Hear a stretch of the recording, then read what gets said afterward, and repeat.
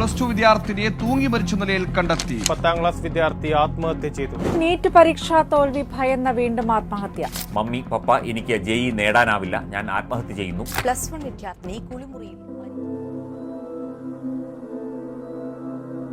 Hi all, നിങ്ങളെ കുറച്ച് വാർത്തകളുണ്ടല്ലേ? അതെ, ഇന്ന് നമ്മുടെ നാട്ടിൽ ഏറ്റവും അധികം കൂടി വരുന്ന ഒരു കാര്യമാണ് ആത്മഹത്യ. ഈവൻ ചെറിയ കാര്യത്തിന് സൂസൈഡാണ് ബെറ്റർ എന്ന ഡിസിഷൻ എടുക്കുന്നത് ഇപ്പോഴത്തെ ട്രെൻഡാണ്. സോ വൈ എന്ന് മനസ്സിലായല്ലോ അല്ലേ? അപ്പോൾ നമുക്ക് ഇതിനൊരു പരിഹാരം കൊണ്ടുവന്നാൽ ഇത് പൂർണ്ണമായും ഇല്ലാതാക്കാൻ പറ്റും എന്നല്ല നമ്മൾ പറയുന്നത്. നമ്മൾ ഉദ്ദേശിക്കുന്നത് ഇതിൻ്റെ ഇമ്പാക്റ്റ്, ഓവറോൾ ഇമ്പാക്റ്റ് നമുക്ക് മിനിമൈസ് ചെയ്തെടുക്കാൻ പറ്റും നമ്മുടെ സൊല്യൂഷൻ. ഇനി സൊല്യൂഷൻ പറ്റി അറിയുന്നതിന് മുന്നേ നമുക്കൊരു ടൈം പിടിച്ചു. See, it's a marketing strategy that uses to tailor out contents, feedback, reviews, etc. to an individual user. അപ്പോൾ ഈ പേഴ്സണലൈസേഷൻ 2 ടൈപ്പ് ഉണ്ട്, ആക്റ്റീവും ഉണ്ട് പാസീവും ഉണ്ട്. അപ്പോൾ ഞാൻ ഉദ്ദേശിച്ചത് നമുക്ക് ജസ്റ്റ് ഒരു എക്സാമ്പിൾ വെച്ച് നോക്കാം. ഓക്കെ, ബൈജൂസ്, ഇന്റർവെൽ പോലുള്ള എഡ്യൂടെക് കമ്പനീസ് കുറിച്ച് നമുക്കറിയാലോ. They are the real examples of active personalisation. How they work? User ഒരു കോഴ്സിന് എൻറോൾ ചെയ്ത് കഴിയുമ്പോൾ കമ്പനി എംപ്ലോയീസിന് ആ പർട്ടിക്കുലർ കോഴ്സ് സ്റ്റുഡൻറ്റിൻ്റെ പറ്റി ഉള്ള കുറേ പ്രൈമറി ആയിട്ടുള്ള ഡേറ്റാസ് കിട്ടും. അത് വെച്ച് അവർ virtual or door to door ആയി യൂസറിനെ കോൺടാക്ട് ചെയ്യും.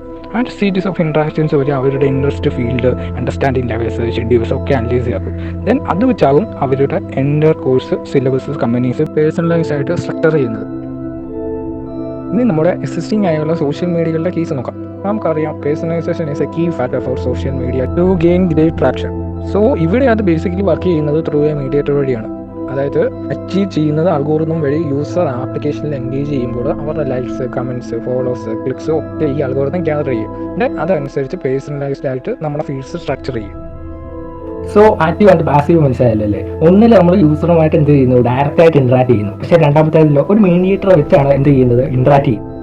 സോ നമ്മൾ ഇതിനെപ്പറ്റി എന്തുകൊണ്ടായിരിക്കും ഇവിടെ പറഞ്ഞത്? അതായത് പേഴ്സണലൈസേഷൻ എന്താണ്, അത് ആക്റ്റീവ് ഉണ്ട്, പാസീവ് ഉണ്ട്, അതെങ്ങനെയാണ് വർക്ക് ചെയ്യുന്നത്, അങ്ങനെ കുറേ കാര്യങ്ങളെ പറ്റി നമ്മൾ ഡിസ്കസ് ചെയ്തു.